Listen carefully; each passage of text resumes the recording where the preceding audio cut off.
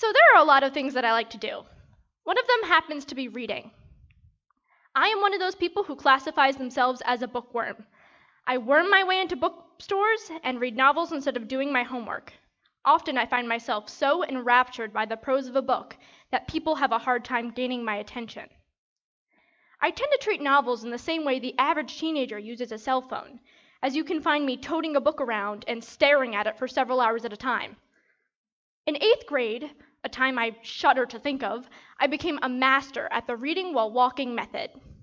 Well, I thought I was a master until I bumped into several people several times and was forcibly regurgitated from my shell.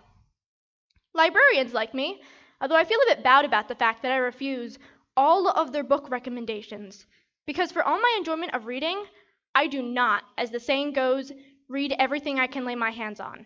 As picky as I am with my food, I am with my books.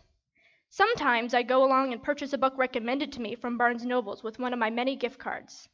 My relatives are well aware that I like to read, so I amass a great number of gift cards for my birthday and Christmas.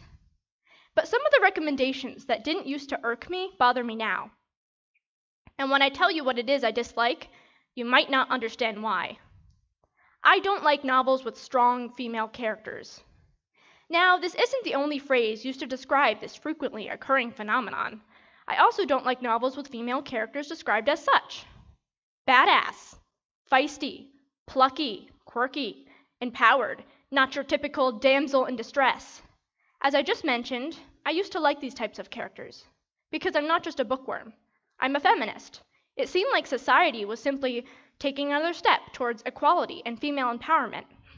But eventually, my opinion on this type of character changed. Let me backtrack for a second.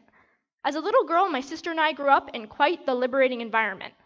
Neither of us were pushed to conform to traditional Western gender roles, so I happily combined wielding a wooden sword and prancing around in a princess dress while my sister played video games. But no one was congratulating us or telling us how strong and feminist we were. We were just being kids. Then I grew a little older and discovered my love of reading.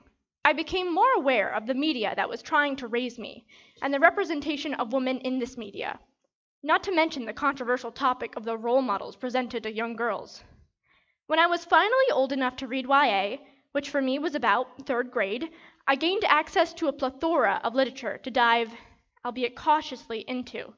I began to familiarize myself with a particular type of female character that, unbeknownst to me at the time, was separate from the others. She is empowering. She doesn't need to be saved. She could do advanced martial arts. She has magical fire powers. She doesn't have any major character flaws, other than being unintentionally obnoxious. She doesn't need a believable personality. She doesn't need to be realistic, three-dimensional, have depth, or learn anything. Basically, she is just a human checklist for qualities people think are feminist. The problem is, real girls and women just don't have magical fire powers. And why should they need to? They don't need unrealistic attributes or characteristics in order to be empowered. And not all fictional female characters even need to be role models anyway. Can you imagine what it would be like to read a book where every female character was a perfect feminist? Now, I am definitely not saying that all YA is bad. I mean, come on, I love the Harry Potter series, and I'm also not saying we should go back to the damsel in distress era of characters, but somewhere we have just crossed the line. Think I'm generalizing? Here we have a popular YA novel published in 2011, Divergent. Divergent is a dystopian novel, and so our main character, Triss, lives in a post-apocalyptic city that sorts people by personality type. Triss is divergent, meaning she fits into 3 of the 5 different factions or personality types instead of just one, which is incredibly rare and illegal. This means she gets to be curious, selfless, and brave. She's also described as being intelligent and a skilled fighter who is good with a gun. She hates showing weakness and emotion. Did I mention she's only 16 as well? What kind of message are we sending to the preteens and teens reading this novel? That what makes them strong is their extreme intelligence and bravery and being above their peers with superhuman abilities?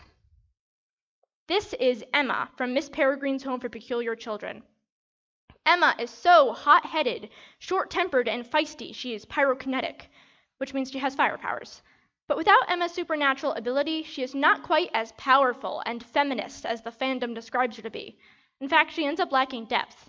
This makes me really wonder what we are telling young girls to aspire to be and raising up an example of an immortal 16-year-old girl with magical fire powers. So how prevalent is this occurrence of strong female characters? How many novels contain this trope?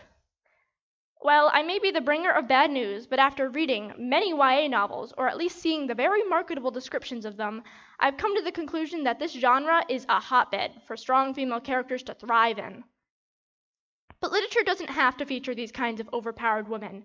Many novels have been labeled outdated simply because they're classics and therefore older, but many classics actually feature female characters who are strong in a more realistic manner. Elizabeth Bennet from Pride and Prejudice is witty, clever, loyal, and compassionate. She is criticized for having a conceited independence and makes many mistakes, which she learns from. Her positive qualities are human, and her flaws have weight to them. But Elizabeth isn't the only female character from Pride and Prejudice who displays realism and complexity. All of the female characters from Pride and Prejudice do as well. Elizabeth's sisters, friends, and enemies are all unique and flawed, and better yet, none of them are perfect role models. They are rather quite the opposite.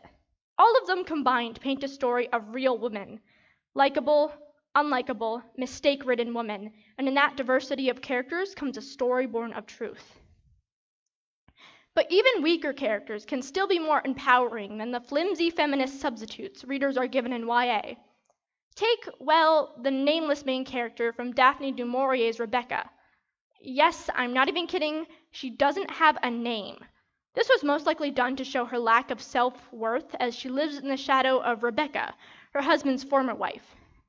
Nameless is a young American without a purpose that ends up marrying a wealthy British estate owner after only a few months and goes to live in his lavish mansion.